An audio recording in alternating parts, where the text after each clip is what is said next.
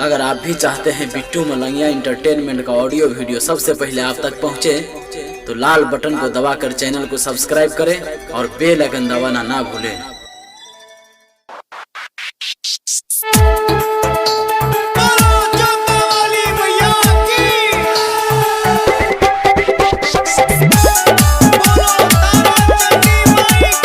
Music by DJ Umesh, Shukipur बाजार।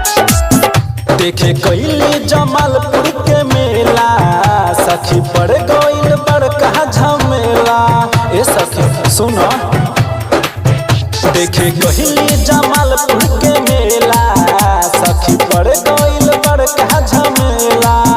सखी करे रंगदारी आके हमारा या गाड़ी, सखी करे रंगदारी आके हमारा या गाड़ी लेके घूमे गले मर सखी। मेला देखे गईली हम जमालपुर सखी, पीछे पड़ गईली एगो लड़का सखी। मेला देखे गईली हम जमालपुर सखी, पीछे पड़ गईली एगो लड़का सखी। Music by DJ Umesh, Shukipur Bazar. लागे ना ओकरा केकरो से डर हो, गाँव जमालपुर बा ओकर घर हो। मेला में सबसे करे रंगदारी, हमरा से कोहेले मिली है रानी। सुना, लागे ना ओकरा केकरो से डर हो, गाँव जमालपुर बा ओकर घर हो। मेला में सबसे करे रंगदारी, हमरा से कोहेले मिली है रानी। जब जाई पंडाल हमर पूछे हाल चाल, जब जाई पंडाल हमर पूछे हाल चाल, पहन के घूमेला टोपी सखी।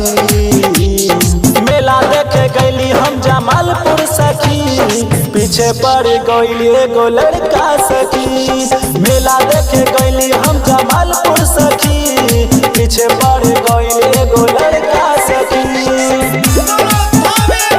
Music by DJ Umesh, Shukipur Bazar. रहतर संधिया हम कैसे बताई, बोलब तोरा समझ में न आई। चंदन कुमार के खेल हसारा, मेला देखे न जाई दोबारा। सुना, रहतर संधिया हम कैसे बताई, बोलब तोरा समझ में न आई। चंदन कुमार का खेल हसारा, मेला देखे न जाई दोबारा। हम करी पूजा पाठ हमर करे इंतजार, हम करी पूजा पाठ हमर करे इंतजार। मुँह में बांध के गमछा सखी, मेला देखे गईली हम जमालपुर सखी, पीछे पड़ गईली एगो लड़का सखी। मेला देखे गईली हम जमालपुर सखी,